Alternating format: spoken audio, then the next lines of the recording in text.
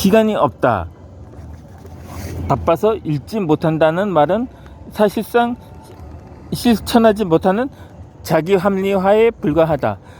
인간은 항상 시간이 모자란다고 불평을 하면서 마치 시간이 무한정 있는 것처럼 행동한다는 루스 세네카의 명언처럼 나의 시간을 다시금 되새겨보게 했다. 독서는 또 다른 나와의 약속이다. 스스로 언제 할 건지 약속을 잡는 것이 시간 관리다. 출퇴근할 시간 활용을 순전히 나만의 새로운 시간 법칙을 세워 독서로 활용하기로 마음먹었다. 그리고 곧바로 나에게 맞는 가벼운 책으로 읽기 시작했다. 마르크 함싱크의 장편 소설 충신, 조안리의 고마운 아침, 피터 조셉의 시대 정신 등 매일 출퇴근 4시간이야말로 책을 접하는 가장 소중한 시간이 되었다.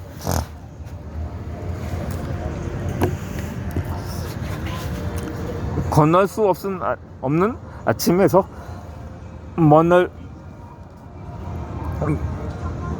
멈출 수 없는 아침이 되었다. 프랜차이즈의 요식업을 시작해 실패를 맛봄과 동시에 예쁜 딸이 태어났다. 아마 세상 모든 아빠의 마음이 그러하듯 세상 걱정과 근심으로부터 막아줄 우리만의 작은 울타리를 쳐주고 싶었다. 하지만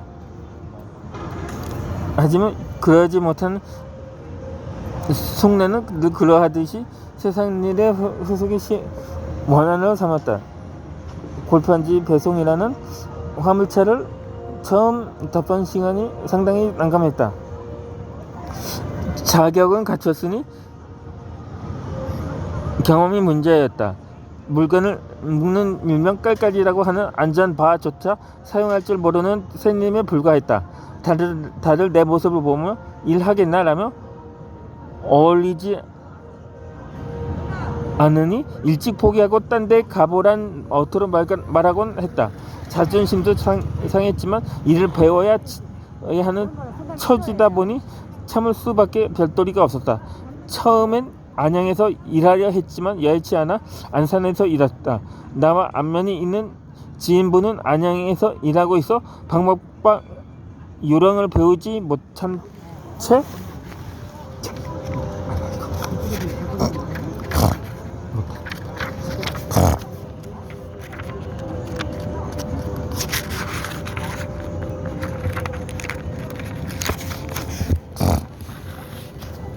곧바로 투입되어 일했다.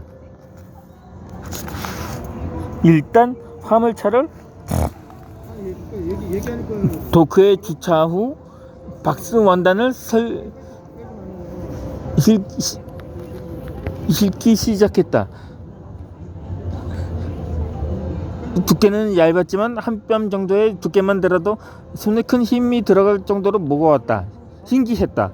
옆에서 길고 넓은 내 키보다 큰 높이의 원단을 머리에 이고 일하는 데 비해 나는 왠지 초라해 보였다. 두께는 얇고 무게는 많이 나가다 보니 얼마만큼 싣고 나가야 하는지 알지 못했다. 반장님에게 슬쩍 물어보았다. 얼마나 실어야 하죠? 반장님이 말했다. 자네 신품만큼 실어. 많이 싣고 가면 돈 더 주니까 알아서 해. 돈을 더 준다는 말에 나는 더 높이 실었다. 한참을 싣고 있을 때 양옆의 차들은 모두 싣고 나갔고 다른 차들이 도크에 주차했다. 나는 이 광경을 수시로 보면서 한참을 실었다. 오전 8시에 싣기 시작했는데 오후 1시가 되어서야 끝이 났다. 영영명 2.5톤 화물차 경험이 없던 나는 묵직하게 가라앉은 차량에 시동을 걸고 도크를 빠져나왔다. 또 다른 문제는 거래처의 위치를 잘 몰라 선배 기사에게 약도를 받아 찾아가야 했다. 이상하리만큼 날씨가 갑자기 어두워져서 바람마저 심상치 않았다. 나는 편도 2차선의 국도를 서서히 달리고 있었다. 아마 내 뒤에 차들이 줄지어 답답하다고 느끼고 있을 무렵 날씨에 대한 불행이 현실로 나타났다. 갑자기 빗방울이 떨어지기 시작했다. 나는 금방 그칠 거라고 애써 현실을 외면하려 했다. 10분쯤 흘렀을까? 비는 더 세게 내렸다. 더는 잠자코 있다간 원단이 비에 젖어 배상할지도 모른다는 생각이 들었다. 하지만 차를 세울 수가 없었다. 차선이 하나밖에 없어 옆에 정차할 수 없었다. 할 수 없이 정차하고 차량에서 비닐을 꺼내 씌우기 시작했다. 차량에 실은 짐이 너무 높아 어쩔 줄을 몰랐다. 무서웠다. 내 뒤의 차들은 모두 나를 지켜보고 있었다. 위에서 펼친 비닐은 내려와 묶으려 해도 바람이 불어 마음먹은 대로 움직여주지 않았다. 간신히 비닐을 씌운 나는 온몸에 땀과 비닐에서 묻은 흙먼지로 몰골이만이 아니었다. 서서히 운전을 다시 시작했지만 10m쯤 가고서 다시 멈췄다. 비닐이 펄럭거려 백미러가 전혀 보이지 않았다. 난감했다. 화물차용 덮개를 사용하려 해도 써보지 않아 어떻게 해야 할지 몰랐다. 여기서 다시 화물차 위로 올라가 무언가를 한다는 건 위험할 뿐 아니라 교통을 방해하기 때문이라고 판단해 다시 시동을 걸고 천천히 움직였다.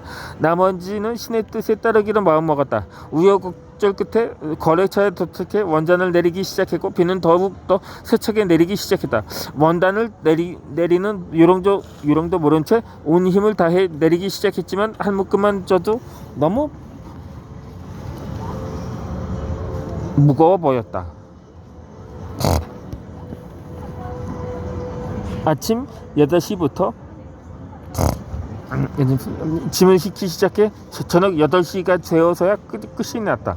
그날 한탕으로 마무리했다. 아침에 눈을 뜨기 싫었다. 이 일은 나와는 맞지 않는다고 생각했다. 이렇게 해서 돈을 버는 게 아니라 오히려 까먹을 판이었다. 일어나려 해도 온몸의 근육통으로 인해 많은 불편을 느꼈다.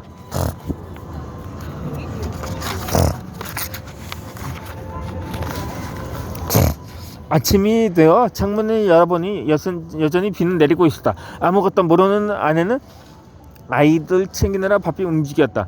나는 화물차 시동을 걸고 한참을 망설였다. 나는 동네 귀퉁이에 주차하고 비 내리는 창문 밖을 하염없이 쳐다보았다. 얼마간의 시간이 흐른 뒤에 동네 목욕탕에 차를 세웠다. 이른 아침이라 사람이 없었다. 뜨거운 물에 몸을 담갔다. 사우나실에 들어가 미친놈처럼 큰 소리를 질러댔다. 마구 질러댔다. 2시간가량 목욕탕에 있었다. 얼마 전에 읽었던 책이 떠올랐다. 박진식의 절망은 희망의 다른 이름이다 였다.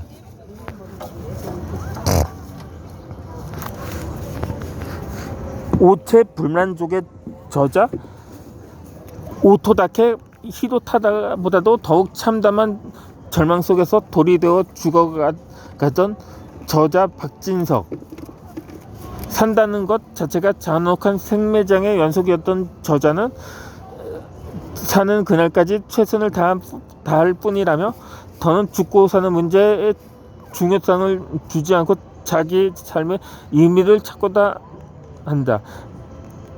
사실 이 책은 프랜차이즈 가맹점을 포기하고 어머니와 또다시 업종 변경을 했을 때 식당에서 틈틈이 읽었다. 책을 읽는 내내 자신이 부끄러워 용기를 내서 일에 열중했던 기억이 있다. 이 책은 여러 차례 이세하면서도 나와 함께 자리를 지켜내고 있었다.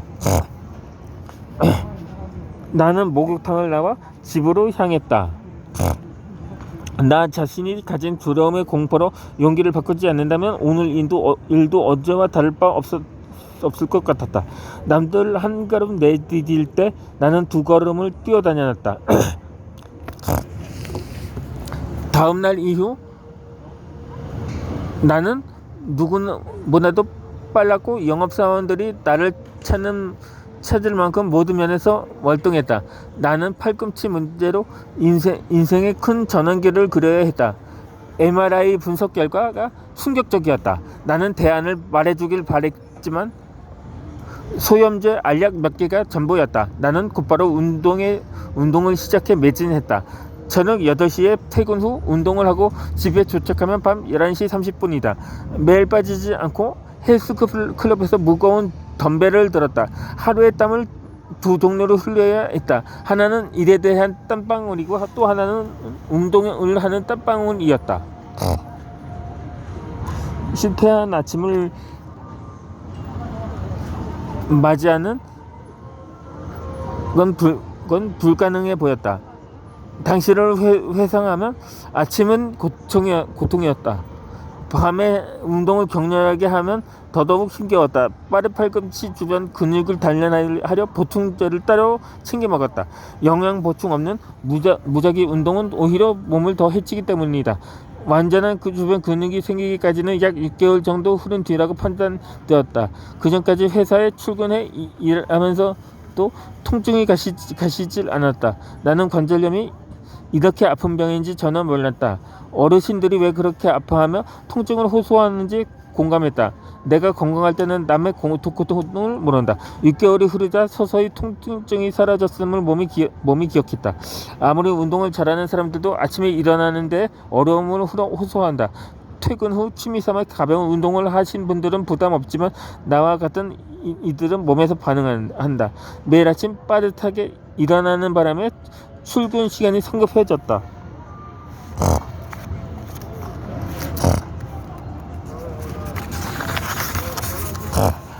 이런 마음 상태는 하루를 건강하게 보내기 어려웠다. 이 시기가 나의 독서가 주춤할 때였다. 책은 주로 주말에 읽었고 평일에는 거의 읽지 못했다. 7개월이 흐르자 내겐 기적이라고밖에는 생각지 않을 정도로 호전됐다. 팔꿈치 환자라고 느끼지 못할 정도로 일에 매진했고 일과 운동을 병행하는데 전혀 문제가 되지 않았다. 나는 건강을 다시 회복하니 모든 세상을 가진 것만 같았다. 이 기분은 사실 당사자인 나 외에는 아마 모를 것이다. 아팠다고 이야기를 하지 못했다. 겉으로 봐서는 사실 멀쩡했고 전혀 아픈 구석을 찾아볼 수 없기 때문이다. 호응은 해주되 공감하지 못했다. 나는 새벽 독서를 하기로 마음먹었다. 처음으로 새벽 독서를 시작한 계기는 운동과 병행하기 위함이다. 나는 새벽 5시에 일어나 책을 읽었다. 이지성 작가의 리딩으로 리드하라를 읽기 시작했다. 시는 참을 수 있을 만큼의 고통을 준다. 는 말은 누구나 한 번쯤은 들어봤을 것이다. 하지만 어느 순간 준비 없는 갑작스러운 고통을 삶을 송두리째 당황스럽게 만든다. 나는 또 한 번의 고비를 넘겼다. 고통 속에 희망의 아침으로 탈바꿈하여 한없이 기쁘고 행복하다. 팔꿈치는 완전한 치료가 아닌 현재 진행형이다. 운동과 시간을 적절히 관리해 나가고 있다. 시간의 소중함에 있어 새벽 독서가 주는 나에 대한 보상은 상상 그 이상이다. 나는 하루하루가 고통 없음에 감사하고 새벽 공기가 주는 상큼함에 다시 한번 감사하다.